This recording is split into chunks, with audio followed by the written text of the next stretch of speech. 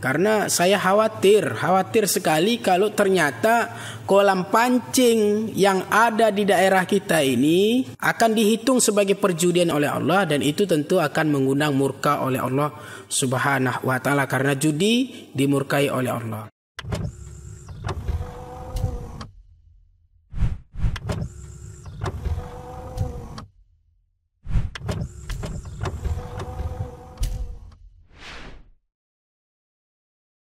Assalamualaikum warahmatullahi wabarakatuh. Bersyukur kepada Allah dengan mengucapkan alhamdulillahirabbil alamin.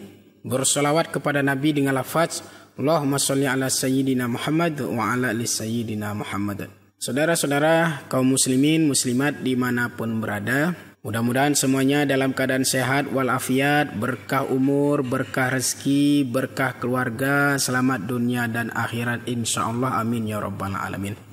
Kali ini saya ingin berbagi kepada teman-teman khusus bagi yang hobi mancing. Saya juga hobi mancing ya. Tapi saya hobi mancing itu di tempat yaitu ikan lepas. Saya tidak pernah yaitu mancing di kolam pancing ya. Tidak pernah yaitu mancing hanya di tempat ikan lepas saja, seperti di sungai, di selokan, di paret dan lain sebagainya. Tapi pada hari ini tadi ditakdirkan ya, karena tidak ada kebetulan dalam hidup ini, semuanya itu atas takdir dari Allah Subhanahu wa taala.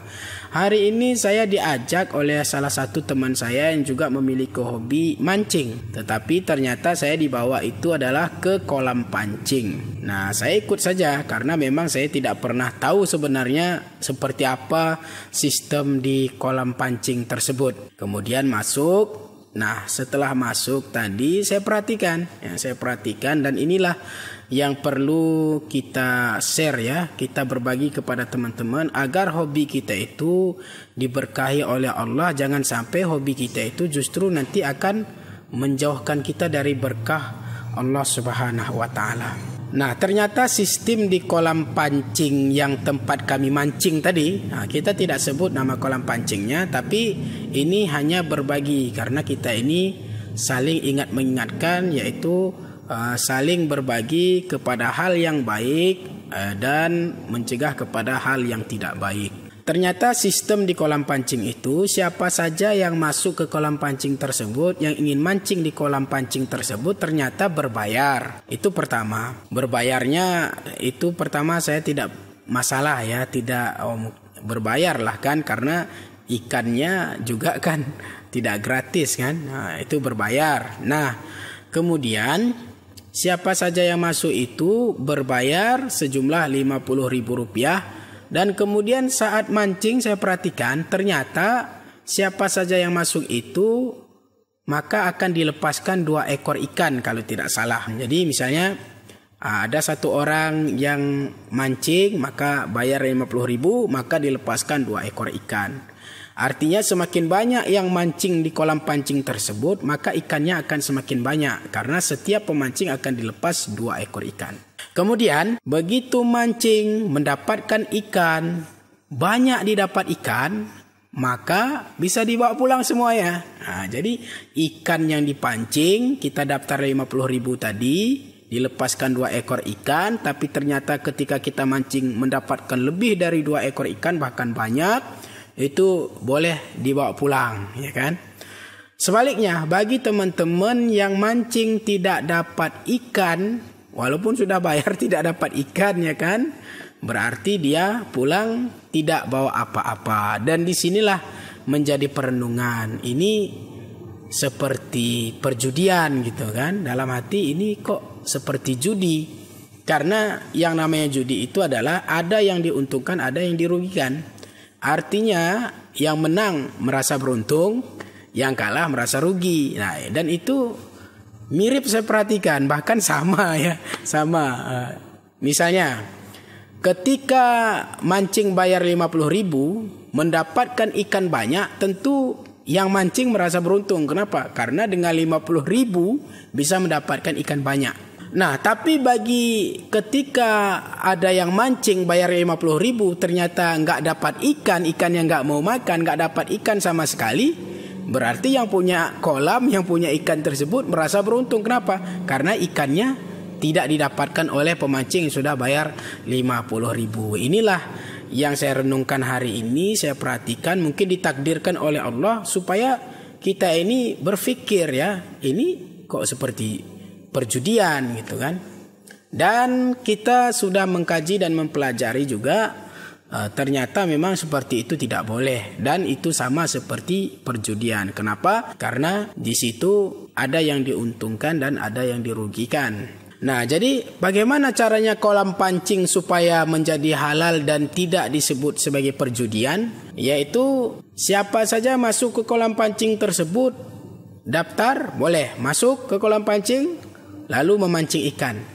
Kemudian ketika mancing ikan, mendapatkan ikan, misalnya dapat 2 kilo ikan, maka si pemancing ini ketika mau pulang, maka dia akan timbang ikannya dengan pemilik ikan tersebut. Ditimbang 2 kilo, maka dibayar seharga 2 kilo. Yang dapat 3 kilo bayar seharga 3 kilo. Di sini tidak ada yang dirugikan dan tidak ada yang seperti perjudian yang kita jelaskan tadi. Jadi sama-sama beruntung. Yang punya ikan beruntung karena ikannya laris ya kan, banyak pemancing, laris ikannya, banyak yang membeli ikannya. Dan si pemancing juga membayar sesuai dengan harga kilonya. Nah, inilah yang mungkin jadi perenungan kita.